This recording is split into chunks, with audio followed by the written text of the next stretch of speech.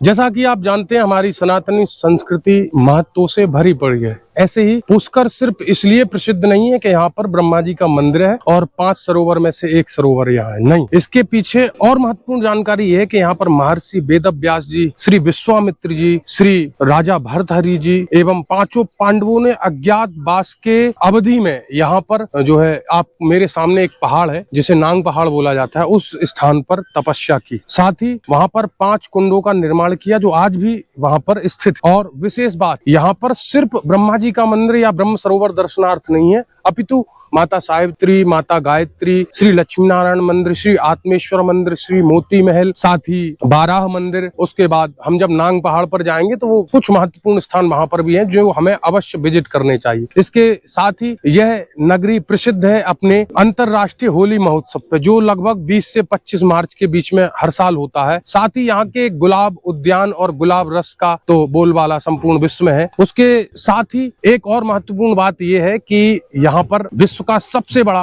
पशु मेला लगता है। उसका मुख्य आकर्षण नाना योनि के पशु होते हैं, यानी अन्य जो है खेती कृषि विभाग में या अपने शौक के लिए जो रखते हैं, ऊंट, घोड़ा, हाथी इत्यादि। उसका सबसे बड़ा यहाँ पर पशु मेला लगता है जो लगभग कार्तिक पूर्णिमा से शुरू हो जाता है। आज आप देख रहे हैं कि आसोतरा, छीछ, बैंकॉक, कंबोडिया इत्यादि स्थानों पर ब्रह्मा जी के मंदिर बन गए, लेकिन एकमात्र जो प्राचीन मंदिर है संपूर्ण धरातल में वो यही है। बृहन्नारदीय पुराण में एक कथा आती है कि जब ब्रह्मा जी ने नारद जी से कहा कि जाओ सृष्टि को बढ़ाने में हमारी सहायता करो, तो नारद जी ने मना कर दिया। तो ब्रह्मा जी ने कुपित होकर जो है श्राप दे दिया। तो नारद जी ने भी मतलब आपस में श्रापाश्रापी हो गई और नारद जी ने श्राप दिया कि आप यहीं पर जो है सिर्फ मात्र यहीं पर पूजेंगे। तो अन्य कल्प की अलग अलग कथाएं हैं, लेकिन विशेष बात यह है जैसे कि तीर्थों का राजा प्रयाग जी को माना जाता है, ऐसे ही तीर्थों का गुरु पुष्कर जी को माना जाता है। तो और बहुत सारी जानकारी है। आप ये देखिए, सूर्य भगवान अपने घर को प्रस्थान करते हुए दिख रहे हैं और ये अद्भुत यहाँ का दृश्य होता है संध्या काल में। ये देखिए,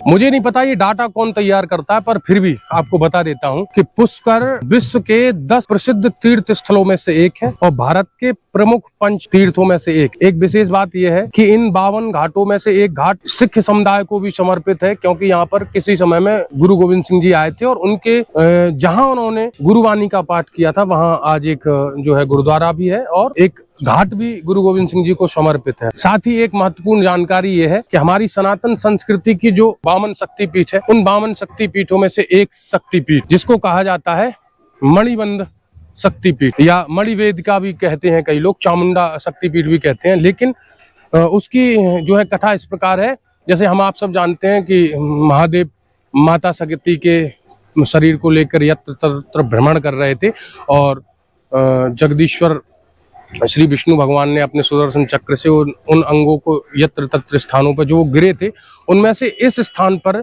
जो श्री माता का, सती माता का जो स्थान गिरा था उसे बोलते हैं मणिबंध। ये जो हमारी कलाई का एक हिस्सा होते हैं, इसीलिए इस शक्तिपीठ का नाम भी मणिबंध शक्तिपीठ है।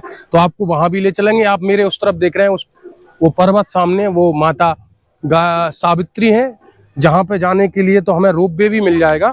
और बिल्कुल सावित्री माता के अपोजिट ये इस तरफ जो आप देख रहे हैं, ये गायत्री माता जी का मंदिर है। तो यहाँ भी ले चलेंगे आपको, अचलेश्वर महादेव भी ले चलेंगे, पातालेश्वर महादेव भी ले चलेंगे। यानी मेरा जब तक यहाँ प्रवास होगा तो मैं प्रयास करूंगा कि एक एक स्थान, जैसे बाराह मंदिर, और मंदिरों को क्यों तोड़ा गया, किसने तोड़ा है। आज जो भाईगिरी लोग दिखाते हैं, उन भाईगिरी दिखाने वालों को ये भी तो बोलना चाहिए कि ये मंदिर आखिर किसने तोड़े और क्यों तोड़े, मंदिर तोड़ने से मिलता क्या है। तो उन चीजों पर भी चर्चा करेंगे। वर्तमान में आप पुष्कर दर्शन यात्रा के इस वीडियो का आनंद लीजिए और जब भी आप पुष्कर आए तो मैं आपको सजेस्ट कर रहा हूं कि आप मानसून सत्र में इसी समय आए, यानी कि लगभग जो है श्रावण, भाद्रपद, आश्विन, इन महीनों में आएंगे तो आपको इधर का अनुपम और अलौकिक सौंदर्य देखने को मिलेगा। अब मैं आप सभी से विदा लेता हूं। आप बने रहिए पुष्कर दर्शन यात्रा की इस सीरीज के साथ, जिसमें आपको और भी अन्य स्थलों के इस सीरीज में दर्शन करने को मिलेंगे। और भारत दर्शन यात्रा के और भी आपको यदि वीडियो देखने हैं तो आप प्लेलिस्ट में जाकर देख सकते हैं। ऋषिकेश दर्शन यात्रा, रीवा दर्शन यात्रा, बागेश्वर धाम दर्शन यात्रा के साथ जहां जहां मैं गया हूं, जब से ये चैनल बनाया है व्योमपथ, तब से सब चीजों को आप सभी के साथ साझा करता हूं, अपना पॉइंट ऑफ व्यू रखता हूं। हो सकता है मैं आपके अनुसार सही ना हूं, लेकिन मेरा पॉइंट ऑफ व्यू उसमें ऐसा होता है, गलत भी हो सकता हूं, सही भी हो सकता हूं, ये आपकी मर्जी है।